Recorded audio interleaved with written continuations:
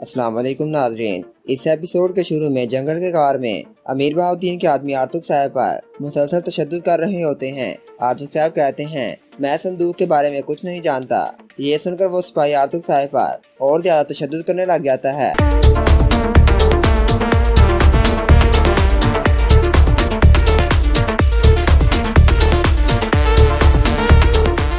लेफ्का किले में सिपाही अलबिलगाय खतून को लेकर पहुंच जाते हैं और उसे लाकर कमरे में बंद कर देते हैं। अंदर दरागोस अपने तख्त पर बैठा होता है। इतने में कमांडर योरानूस वहां आ जाता है। कमांडर योरानूस की कामयाबी पर दरागोस काफी ज्यादा खुश होता है। योरानूस कहता है, चलो इस फतह के मौके पर हम अपना इनाम देखते हैं। ये कहकर योरानूस सोने के संदूकों को खोलता है। सगोद में आतिक साहब पहुँच जाते हैं। आतिक साहब तादर मकीस से आतिक साहब के बारे में पूछते हैं। तादर मकीस कहता है, हुजूर वो यहाँ नहीं है, वो तो सुबह ही यहाँ से चले गए थे। ये सुनकर आतिक साहब काफी ज्यादा परेशान हो जाते हैं। इतने में बेबोलत और तुर्गत अपने सिपाहियों के साथ वहां आ जाते हैं। बेबोलत कहता है, आतिक साहब अपने सिपाहियों को इकट्ठा करें, हम किले में तूफान बर्पा करने जा रहे हैं। तुर्गत कहता है, हुजूर दरागोस के आदमियों ने रास्ते में महसूलात वाले काफिले पर हमला कर दिया है। बहुत से सिपाही शहीद हो गए हैं और वो सारा सोना भी अपने साथ ले गए हैं। किले में दरागोस सोने को देख रहा होता है जो नकली होता है।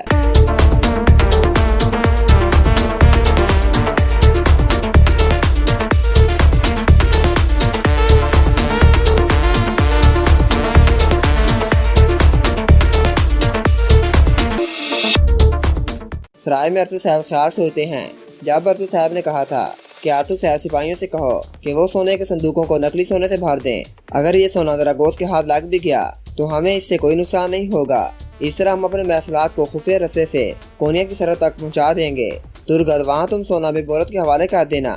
उसके बाद ख्याल खत्म हो जाता है। किले में दरागोस और कमांडर योरानूस काफी ज्यादा गुस्से में होते हैं। योरानूस कहता है, हम अभी अलबिलगाय खतून का सर कलम कर देते हैं। दरागोस कहता है, नहीं, वो हमें मुर्दा नहीं बल्कि जिंदा चाहिए। आप मेरी बात गौर से सुनो।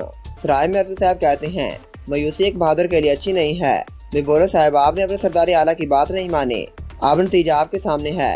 आप इसलिए गुस्से में हैं क्योंकि सारा सोना चोरी हो गया है। बेबोलत कहता है, मुझे सोने की कोई परवाह नहीं, मेरी बहन उसके कब्जे में है।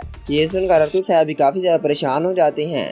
काई कबीले में सलजान खतून हफ्सा खतून के लाए हुए कंबल देख रही होती है। इतने में सिरमा खतून अंदर आ जाती है और आकर सलजान खतून को एक कंबल तोहफे में देती है। सराय में बेबोलत कहता है, चूंकि आप हमारे सरदार आला हैं इसलिए हम आपके पास आए हैं, वरना मैं अपने सिपाहियों के साथ किले को हिला देता। आप अपने सिपाहियों को इकट्ठा करें और उन्हें दिखा दें कि मेरी बहन को अगवा करने का क्या मतलब होता है। आतिक साहब कहते हैं, हम इस वक्त किले नहीं जाएंगे, ये मुनासिब वक्त नहीं है। इतने में अब्दुर्रहमान अंदर आकर कहता है, हुजूर लेफ्ट के किले का कमांडर आया है। आतिक साहब कहते हैं, उसे अंदर ले आओ। कबीले में सिरमा खतून काफी ज्यादा बातें करने के बाद वहाँ से जाने के लिए हाइमा खतून से इजाजत मांगती है। हाइमा खतून कहती हैं, मेरी बच्ची, तुम जब चाहो यहाँ आ सकती हो। ये सुनकर सिरमा खतून वहाँ से चली जाती है। उसके जाने के बाद एक सिपाही अंदर आकर कहता है, हाइमा खतून, गश्त पर मौजूद हमारे सिपाही ने पैगाम भेजा है कि जो सिपाही आतिक साहब के साथ गए थे वो शहीद हो गए हैं और आतिक साहब लापता हैं। ये सुनकर हाइमा खतून और सलजान खतून काफी ज्यादा परेशान हो जाती हैं। हाइमा खतून कहती हैं, फौरन ये खबर आतिक साहब तक पहुंचाओ और उन्हें सब मामले से आगाह करो। ये सुनकर वो सिपाही बाहर चला जाता है। सराय में कमांडर योरानूस अपने सिपाहियों के साथ पहुंच जाता है।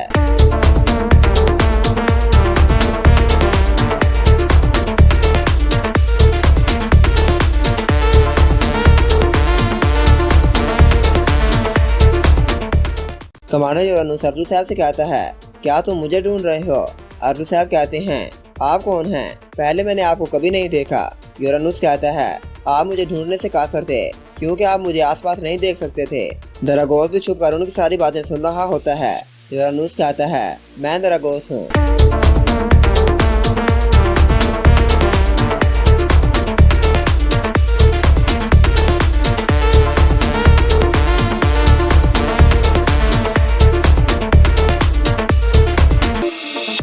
और कहता है, मैं लेफ्ट के किले का नया सरबराह हूँ। बेबोलत कहता है, तुमने मेरे बाबा को कत्ल किया, तुमने मेरी बहन को अगवा किया, मैं तुम्हें मार दूंगा। आतिक साहब बेबोलत और दूसरे सिपाहियों को पीछे हटने के लिए कहते हैं। ये सुनकर सब सिपाही अपनी तलवारें नीचे कर लेते हैं। आतिक साहब कहते हैं, सब बाहर चले जाएं, मैंने इससे बात करनी है। बेबोलत कहता है, मैं भी यहीं रुकूंगा। आतिक साहब कहते हैं, मैंने कहा सब बाहर चले जाएं, मुझे मेरा हुक्म दोबारा दोहराने पर मजबूर न करें। बेबोलत कहता है, जिसके बाबा कत्ल हुए वो मैं हूँ, जिसकी बहन अगवा हुई वो मैं हूँ।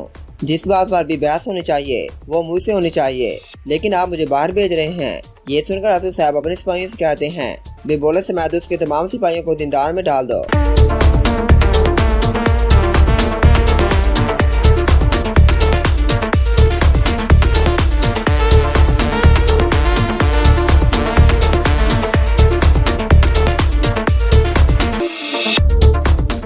आतुक साहब यूरानूस से कहते हैं, सगोत में ऐसी कोई साजिश और कत्ल नहीं जिसमें तुम्हारा हाथ ना हो। आबल बिलगाह खतून की जिंदगी तुम्हारे रहमो करम पर है, तुम क्या चाहते हो? यूरानूस कहता है, अब तक जो हुआ वो लाइस की लापरवाही की वजह से हुआ। उसने मेरे अहकामात को नजरअंदाज किया। मैं अभी यहाँ आया हूँ, मुझे यहाँ आकर सारे हकाइक का पता चला है। आतुक साहब कहते हैं, तुम अल बिलगाह खतून के बदले मुझसे क्या चाहते हो?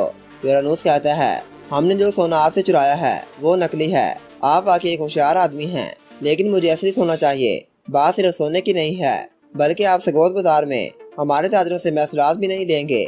आप हर साल हमें खाना फराहम करेंगे। अगर आपने ऐसा ना किया या फिर मुझे कुछ कहने की कोशिश की तो तुम्हें अल बिलगाह खतून की लाश ही मिलेगी। आतुक साहब कहते हैं, ठीक है, मैं कल तुम्हें इस बारे में मशावरत करके बताऊंगा। यूरानूस कहता है, ठीक है, फिर आप कल किले आ जाना। आतुक साहब कहते हैं, अब तक तुम्हारे कंधों पर सार मौजूद है, इसकी वजह सिर्फ अल बिलगाह खतून है। अगर तुमने अल बिलगाह खतून को नुकसान पहुंचाने की कोशिश की तो मैं इस किले को तुम्हारे ऊपर गिरा दूंगा। ये सुनकर यूरानूस वहाँ से चला जाता है। तो आर्मी सिपाही आतुक साहब से कहता है, जब तक तुम मुझे उस संदूक के बारे में बता नहीं देते तुम्हारी मौत नहीं होगी। आतुक साहब कहते हैं, तुम्हारे भौंकने से लगता है कि तुम एक कुत्ते हो। मुझे बताओ तुम्हारी रस्सी किसके हाथ में है? ये सुनकर सिपाही आतुक साहब को काफी ज्यादा मारता है और अपने सिपाहियों से कहता है, ये ऐसे नहीं मानेगा, जल्दी आग जलाओ, हम सबसे पहले इसकी आंखें निकालेंगे। सराय में तुर्को और बामसी आतुक साहब के पास आ जाते हैं। आतुक साहब कहते हैं, ये आदमी दरगोश नहीं था, वो आदमी जो सब कुछ रात से करता है, वो यूं अचानक हमारे सामने नहीं आ सकता। फिर आतुक साहब कमांडर यूरानूस की सारी बातें उन्हें बताते हैं और कहते हैं, हम कमांडर यूरानूस की सारी शराइत मानेंगे। तारा ताजर मकीस के पास पहुंच जाता है और कहता है, तुम कहाँ थे जब सराय से नकली सोना बाहर गया? तुमने हमें क्यों नहीं बताया? अब तुम हमें असली सोने के बारे में बताओगे कि वो कहाँ है, वरना हम तुम्हारी बीवी और बच्चे को मार देंगे। ये कहकर तारा ताजर मकीस के साथ बाहर आ जाता है। बाहर मर्गन उनके ताकों में होता है। मर्गन ख्याल सोचता है, जब आतुक साहब ने उससे कहा था, अब ये वाज़िया हो गया है कि नीकू और टीकू दरागोश के आदमी हैं और तारा भी दरागोश का आदमी है। तुम इस पर गहरी नजर रखना। ख्याल सोचने के बाद मर्गन वहाँ से चला जाता है। उमरूलू कबीले में सिरमा खतून और मैंगो बैठी होती हैं। इतने में एक सिपाही अंदर आकर कहता है, महसूलात लेकर जाने वाले काफिले पर हमला हो गया है, अल बिलगाह खतून अगवा हो गई है, ये सारा काम दरागोश का है। बेबोलो साहब को आतुक साहब ने सिपाहियों समेत जिंदान में डाल दिया है। ये सुनकर सिरमा खतून काफी ज्यादा गुस्से में आ जाती है और कहती है, तमाम सिपाहियों से जाकर कहो कि वो तैयार हो जाएं, हम अभी सराय जा रहे हैं। सराय में मर्गन आकर सब कुछ आतुक साहब को बताता है।